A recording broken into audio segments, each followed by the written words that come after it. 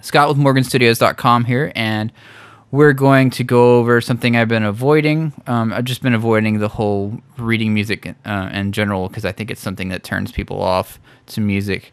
But one thing I want to drive ahead towards is being able to read out of a fake book, and to be able to do that effectively, you're definitely going to need to know all the parts of reading music. And one thing that we've left out is how to read silence. And I, not because it's not important.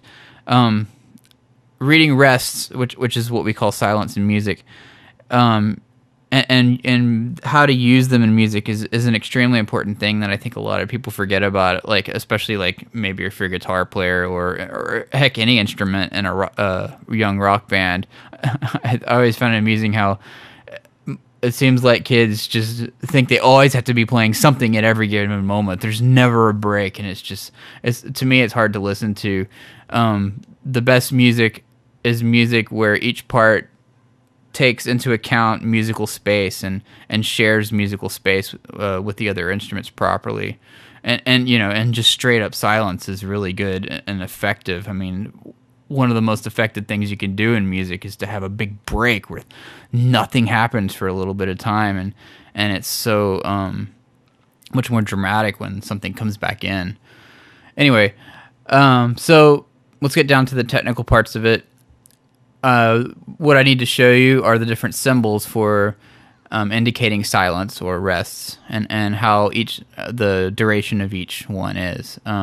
So we'll start with the quarter rest, which is one of the more complicated looking symbols. The quarter rest indicates one beat of silence. Again, we have the whole naming system, which I don't really like, which seems to be based on how much of a 4/4 measure it takes. So one beat is 1/4 of a 4/4 measure, so that's why it would be called a quarter rest. And I will try to demonstrate how to draw one as well. So to draw a quarter rest, I went to school and they actually taught me how to do this, but I've forgotten what they said. But anyway, the way I do it is a little squiggle on top, a bigger squiggle in the middle, and then one last little squiggle on the bottom, which is more or less kind of equal to the one in the middle. And then you can go in and thicken up the bottom two ones, and that kind of looks like a quarter rest that's in print to me. There you go.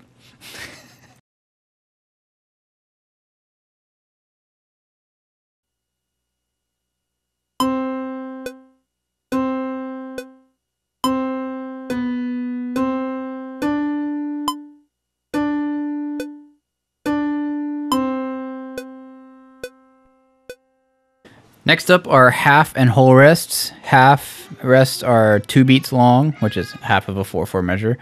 And whole rests are 4 beats long, which is, of course, the whole 4/4 measure. The only way I was actually able to remember which one was which was that a half rest is a half a gentleman who still has his hat on his head when he meets a lady, and a whole rest is a whole gentleman who tips his hat to the lady and has an upside-down hat. Kind of cheesy, but that was the only thing that worked for me.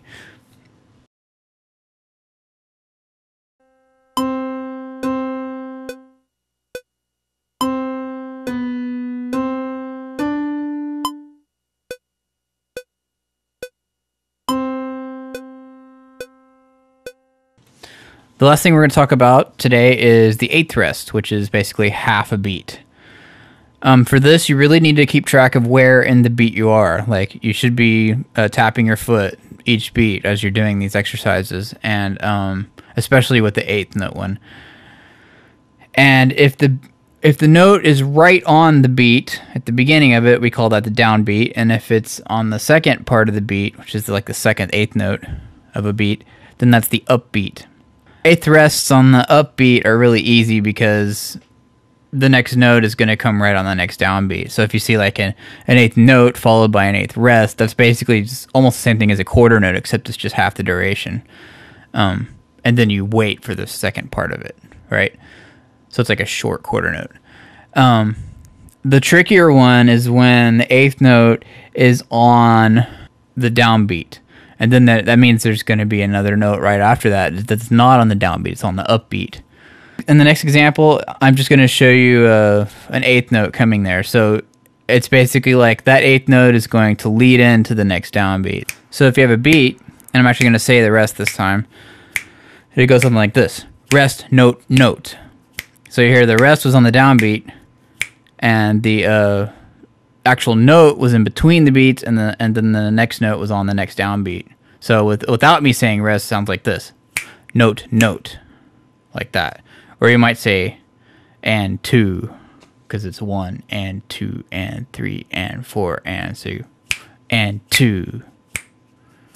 That's just different ways of thinking of it. Anyway, here's the example.